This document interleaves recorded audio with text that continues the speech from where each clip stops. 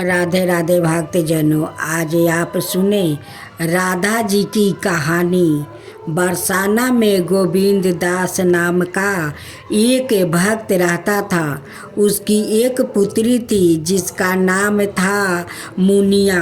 गोविंद दास के परिवार में मुनिया के अलावा कोई नहीं था।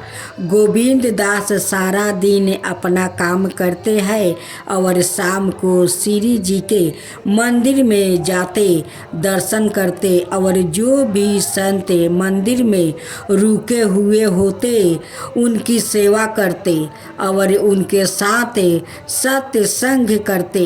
यही उनका रोज का नियम था। एक बार संत ने गोविंद दास से कहा, भैया हमें नंदगांव जाना है, हमारे पास सामान ज़्यादा है और हमें रास्ता भी नहीं मालूम है, तो तुम हमें नंदगांव पहुंचा सकते हो क्या? गोविंद दास बोले, महाराज यह तो मेरा सौभाग्य है। गोविंद दास ने कहा, हाँ। शाम को गोविंद दास अपनी बेटी से बोला, मुझे एक संत को गोविंद छोड़ने जाना है, दिन चढ़ने तक आ जाऊंगा, प्रतीक्षा मत करना। अगले दिन गोविंद दास सुबह 4 बजे राधे राधे करते नंगे पाँव संत के पास पहुंच गया और संत के सामान और ठाकुर जी की पेटी और बर्तन उठाकर बोले, चलो महाराज, और आगे आगे चलने लगे। एक तो संत जी की उम्र हो गई थी, ऊपर से उन्हें सांस रोग भी था, इसलिए वो कुछ दूर चलते फिर बैठ जाते। इस तरह रुक रुक कर चलने में नंदगांव पहुंचने में ही देरी हो गया। मंदिर पहुंचकर गोविंद दास ने सामान रखा और बोला, महाराज अब चलते हैं। संत जी बोले, भाई तुम इतनी दूर से मेरे साथ आए हो, तनिक विश्राम कर लो, कुछ जलपान कर लो, फिर चले जाना। तो गोविंद दास ने कहा कि यह क्या कह रहे हो महाराज, बरसाने की भीड़ भानु नंदिनी नंदगांव में विवाही हुई है, अत मैं यहाँ जल नहीं पी सकता तो घोर पाप हो जाएगा। संत की आंखों से आंसू पात होने लगे। संत बोले, यह तो कितने बरस पुरानी बात है गोविंद दास, तुम गरीब भले ही हो पर तुम्हारा दिल बहुत नेक है। गोविंद दास संत जी को प्रणाम कर राधे राधे करते रवाना हो लिया। सूरज सिर पर चढ़ आया था, ऊपर से सूरज की गर्मी, नीचे तपती रेत। भगवान को दया आ गई। वो भक्त गोविंद दास के पीछे पीछे चलने लगे। एक पेड़ की छाया में गोविंद दास रुके और वही मूर्छित होकर गिर पड़े। भगवान ने मूर्छित दूर करने के प्रयास किया पर मूर्छित दूर नहीं हुई। भगवान ने विचार किया कि भक्त के प्राण संकट में है, कोई उपाय नहीं लग रहा है। गोविंद दास राधा रानी भक्त है, वही इसे प्राणों की रक्षा कर सकती है, तो उनको ही बुलाया जाए। इतने सोचते ही भगवान राधा रानी के महल की तरफ दौड़ पड़े। राधा रानी ने कान्हा को इस हालत में देखा और इस गर्मी में आने का कारण पूछा। भगवान भी पूरे मस्त खड़े हैं। उन्होंने सोचा राधिका को थोड़ा छेड़ा जाए। उन्होंने कहा, तुम्हारे पति जी बरसाना और नंदगांव की डगर में पड़े है, तुम चलकर संभालो। राधा जी चौंक गई और बोली, कौन पति जी? भगवान ने सोचा विलंब करना ठीक नहीं है, भक्त के प्राण संकट में है, इसलिए राधा को सारी बात समझाई और चलने को कहा। यह भी कहा कि तुमको गोविंद दास की बेटी के रूप में भोजन जल लेकर चलना है। राधा जी तैयार होकर पहुंची। पिताजी आवाज़ लगाई और जल पिलाया। गोविंद दास जागे और बेटी से बोले, तू यहाँ कैसे? राधा बोली, घर पर हरिया काला आया है आपसे मिलने को, तो आपको बुलाने आ गई। आते आते भोजन भी ले आई हूँ, आप भोजन कर लीजिए। गोविंद दास भोजन लेने लगे तो राधा जी ने कहा, मैं घर पर मेहमानों को संभालती हूँ, आप आ जाना। कुछ दूरी के बाद राधा रानी अदृश्य से हो गई। गोविंद दास ने ऐसा भोजन कभी नहीं पाया। शाम को घर आकर गोविंद दास बेटी के चरणों में गिर पड़े। बेटी ने कहा, आप यह क्या कर रहे हैं? गोविंद दास ने कहा, आज तुमने भोजन जल लाकर मेरा प्राण बचा लिया है, नहीं तो आज मेरे प्राण ही निकल गया होता। बेटी ने कहा, मैं तो कहीं गई ही नहीं पिताजी। गोविंद दास ने कहा, अच्छा बता हरिया कहाँ है? बेटी ने कहा, हरिया काका तो नहीं आया है, लेकिन आप उनके बारे में क्यों पूछ रहे हो? अब गोविंद दास के समझ में सारी बात आ गई।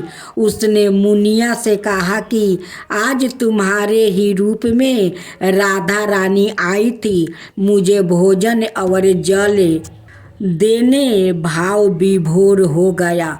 गोविंद दास मेरी किशोरी को मेरे कारण इतनी प्रचंड गर्मी में कष्ट उठाना पड़ा और मैं उन्हें पहचान भी नहीं सका।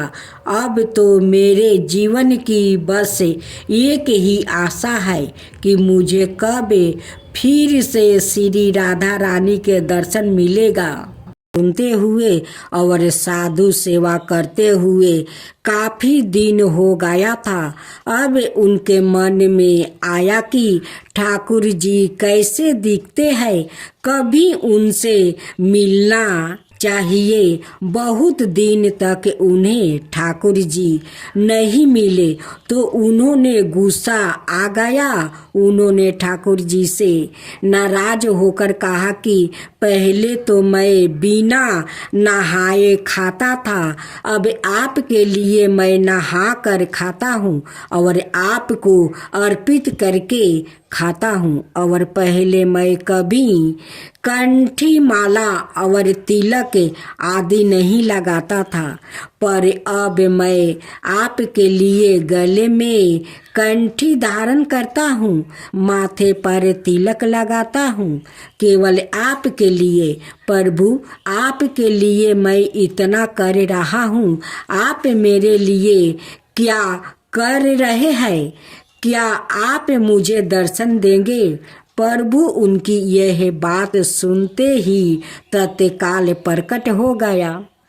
प्रभु संतों के वचनों को सत्य करने के लिए सदाए तत्पर रहते हैं। सत्य संग के प्रभाव से घातम जी का जीवन पूरा बदल गया। पहले तो सोचते थे कि कहाँ जाकर चोरी करना है और अब वो यह सोचते हैं कौन से साधु कब पधारे और कैसे उनकी सेवा हो। जब वो चोरी करते थे तब सिपाही हथकड़ी लिए उनके बंदी बनाने के लिए घूमते थे और जब संत समागम हुआ तो लोग उनकी चरण रज को अपने माथे पर लगाने लगे। घातम जी ने एक संत की चरण ली और उनके वचनों का पालन किया तो वो प्रभु के दर्शन पाकर परम भगवत बन गया। कैसे भी दृष्टि हो यदि उस पर संत कृपा हो जाए तो उसके लिए भगवत दर्शन और भगवत भक्ति दुर्लभ नहीं रहती है। इसलिए सत्य संग सबर परी है। सत्य संग से घोरे दृष्टि भी महात्मा बन जाता है।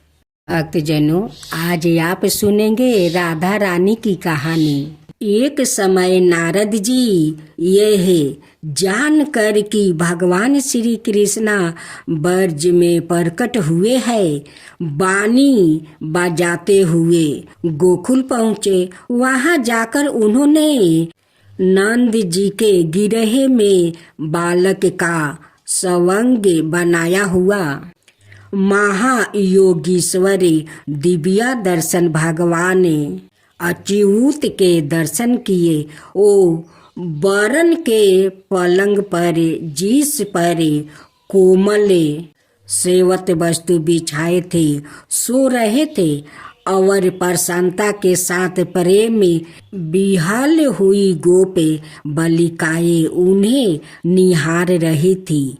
उनका शरीर सुकुमार था, जैसे वो सवाए भोले थे वैसी ही उनकी चितवन भी बड़ी भोली भाली थी। काली काली घुंघराली अलग भूमि को छू रही थी। वो बीच बीच में थोड़ा सा हंस देते थे जिसे दो एक दांत झलक पड़ते थे। उन्हें नगन बालक रूप में देखकर नारद जी को बड़ा हर्ष हुआ।